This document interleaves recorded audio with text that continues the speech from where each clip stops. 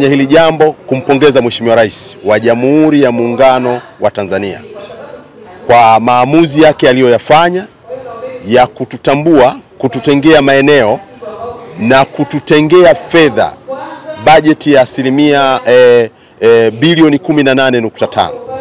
Hili ndilo jambo mahususi au jambo hili ndilo limelotukusanisha hapa kwenye baraza hili la Shuma wilaya.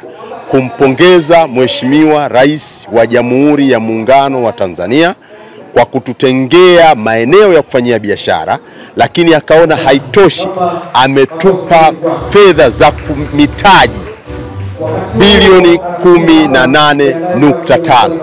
Na ndio maana unaona ndani kinachoendelea ni semina ya benki iliyoelekezwa kutukopesha ndio inayoendelea kutoa elimu hiyo.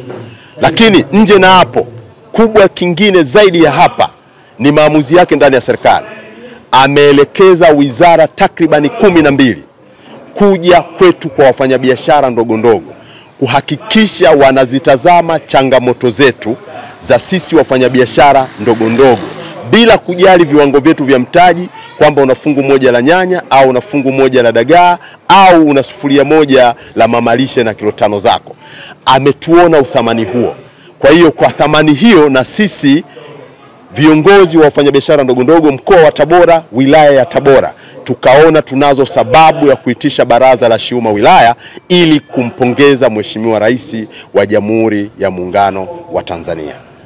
Ukilinganisha na miaka ya nyuma mlivyokuwa wafanyabiashara wadogo wadogo kwa maana ya machinga, mmekuwa na tofauti gani baada ya mkono wa rais kuwekwa juu yenu?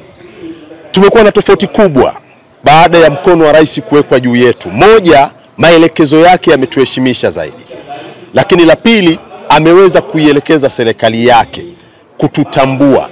Mpaka hivi tunavyozungumza, sisi tuna mahusiano makubwa sana na serikali, kuanzia ngazi ya kata, ngazi ya mtaa, ngazi ya kata, ngazi ya wilaya, ngazi ya mkoa mpaka taifa.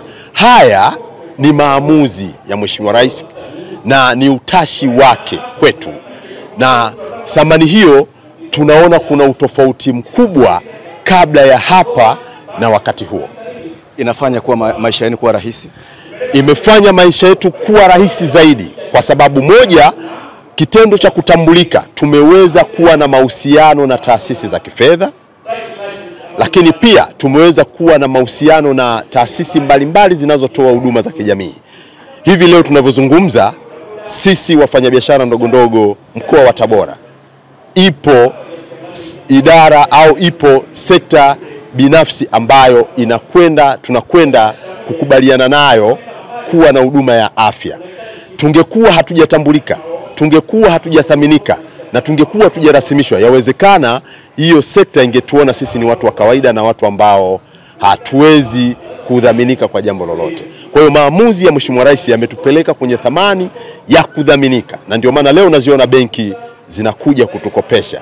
Zimeanza kufanya hivyo baada ya kutambulika na kurasimishwa, na hii yote ni juhudi ya Mheshimiwa Rais na serikali yake. Mwisho mnamwahidi nini? Ahadi yetu kubwa tulishatamka katika moja ya ziara nilizokuwa nazo ndani ya wilaya ya Tabora. Kwa nafasi yangu kama mwenyekiti wa wafanyabiashara ndogo ndogo mkoa wa Tabora, katiba imenipa nafasi ya kuwa msemaji wa taasisi.